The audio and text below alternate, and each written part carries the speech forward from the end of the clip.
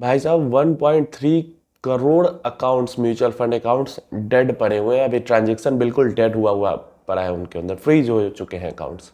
सेबी की जो new KYC rules है उसके अकॉर्डिंग वो अकाउंट्स नहीं है, जिस कारण से 1.3 करोड़ से अकाउंट के अंदर ट्रांजैक्शन फ्रीज है। और लगभग 30 लाख अकाउंट्स जो है वो प्रॉपर रजिस्टर्ड के अंदर में है, मतलब उनका अकाउंट फ्रीज नहीं है, लेकिन जिस पुराने म्यूचुअल फंड के अंदर वो इन्वेस्टमेंट कर रहे हैं उसके अंदर इन्वेस्टमेंट जा रही है, कोई दिक्कत नहीं है। लेकिन नए किसी म्यूचुअल फंड अकाउंट के अंदर वो इन्वेस्ट करना चाहेंगे, किसी म्यूचुअल फंड कंपनी की स्कीम के अंदर, जैसे मान लो अभी एसबीआई की स्कीम्स के अंदर इन्वेस्ट कर रहे हैं, अब मैं चाहता हूं कि एक्सिस की स्कीम के अंदर इन्वेस्ट करूं, तो वहां पे उनको फिर से केवाईसी करनी पड़ेगी। तो लगभग समझ लो 1.6 करोड़ ऐसे अकाउंट्स है म्यूचुअल फंड्स के जहां पे केवाईसी प्रॉपरली नहीं की गई। डिटेल में प्रॉपर वीडियो बना के आपको बताया था कि केवाईसी करना कितना जरूरी है, और जो गवर्नमेंट ऑथराइज्ड अभी डॉक्यूमेंट्स हैं उनके साथ केवाईसी करना जरूरी है। जैसे कुछ अकाउंट्स हैं जो प्रॉपर आधार पैन से वैलिडेटेड है, वो तो वैलिडेटेड है, उनको तो कुछ करने की जरूरत है। लगभग 7.9 करोड़ अकाउंट्स है जो कि अच्छे से वैलिडेटेड है, उनको कुछ करने की जरूरत नहीं है। और अभी इंडिया के अंदर में 11 करोड़ के आसपास म्यूचुअल फंड अकाउंट्स है। देखो कहाँ 150 करोड़ के आसपास आबादी पहुंच रही है और म्यूचुअल फंड अकाउंट्स 11 करोड़ है। देखो, जिसमें से कई तो एक एक आदमी के भी 10-10 अकाउंट्स भी रहते हैं। तो ये तो हाल है यहाँ पे इन्वेस्टर का, इतने कम लोग इन्वेस्ट कर रहे हैं। और यहाँ पे जो मैंने बताया था आपको, एक तो आधार और पैन से आपने इन्वेस्टमेंट की है तो कोई दिक्कत ही नहीं, कुछ करने की जरूरत नहीं है।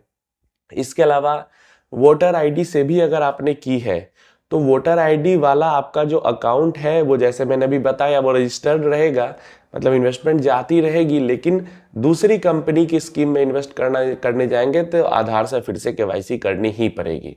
वो भी तब जब आपका मोबाइल नंबर और ईमेल वैलिडेट हो चुका है तब।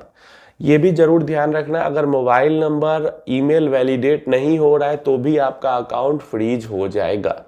मोबाइल नंबर, ईमेल एड्रेस, आधार, ये 3 चीज जिस अकाउंट में है, इन तीनों चीजों से केवाईसी की गई है और ये तीनों चीज वेरीफाई हो गए हैं, वैलिडेट हो गए हैं, तभी आपका अकाउंट प्रॉपर सही तरीके से समझो आपका चलता रहेगा। इन तीनों में से कोई भी चीज में कुछ भी दिक्कत हुई तो आपका अकाउंट नहीं चलेगा, वहां पे दिक्कत आ जाएगी, फ्रीज हो जाएगा अकाउंट। या तो अभी फ्रीज नहीं हुआ है तो कुछ दिन बाद हो जाएगा, या तो अभी इन्वेस्टमेंट जा भी रही, दूसरे स्कीम में इन्वेस्ट करने जाओगे तो वहां पे आपको नहीं कर पाओगे, वहां पे फिर से केवाईसी करनी पड़ेगी, या फिर आपको विड्रॉल के टाइम पे दिक्कत आएगी, रिडेम्पशन के टाइम पे दिक्कत आएगी।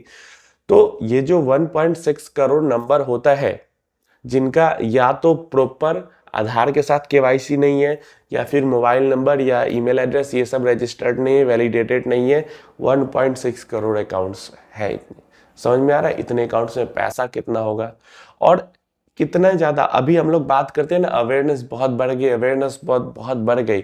अभी देखो कितनी ज्यादा अवेयरनेस की अभी भी कमी है। इतना ज्यादा सारे लोग, मतलब सब लोग, सारे न्यूज चैनल पे बात हो रही है, सोशल मीडिया पे बात हो रही है न्यू केवाईसी रूल्स के बारे में, अपडेट्स के बारे में, और फिर भी इतना बड़ा नंबर है जिसने केवाईसी नहीं की हुई है, अपडेट नहीं किया है जिसने केवाईसी। और इससे भी ऊपर देखो कि आधार को आए हुए इतने साल हो गए, फिर भी आधार से केवाईसी नहीं की है इतने सारे अकाउंट्स में, या फिर इनका नंबर नहीं सही से दिया हुआ है, या फिर ईमेल सही से नहीं दिया हुआ है। इन तीनों में से कोई भी रीजन है जिस कारण से यहाँ पे जो अकाउंट है वो होल्ड पे चला गया है। तो अगर आपके अकाउंट में भी ये दिक्कत आई हुई है, या फिर मान लो आपको पता ही नहीं है, आपने डिस्ट्रीब्यूटर के थ्रू आपने ओपन करवाया, आपको पता ही नहीं है, जाओ जानकारी लो। बैंक के थ्रू ओपन करवाया, पता ही, मतलब किसी के भी थ्रू आपकी इन्वेस्टमेंट जा रही है, खुद से ही कर रहे हो, जैसे भी कर रहे हो, पता करो कि आपके अकाउंट में तो ये दिक्कत नहीं है। अगर खुद से किया तो खुद आप चेक कर सकते हो, वेबसाइट पे आके, जो भी रजिस्टर्ड ट्रांसफर एजेंट है उसकी आरटीए के वेबसाइट पे आके आराम से चेक कर सकते हो, उसके लिए कोई दिक्कत नहीं। या फिर किसी के थ्रू कर रहे हो तो भाई उससे बात करो, वो आपको बताएगा। तो ये चीजें करो और इसको क्लियर करो, नहीं तो आगे चल के आपको खुद के इन्वेस्टमेंट में दिक्कत आएगी। इन्वेस्टमेंट तो छोड़ो, वापस पैसा निकालने में भी दिक्कत आएगी, तो आगे दिक्कत ना आए इसलिए इन सब चीजों को क्लियर कर लो।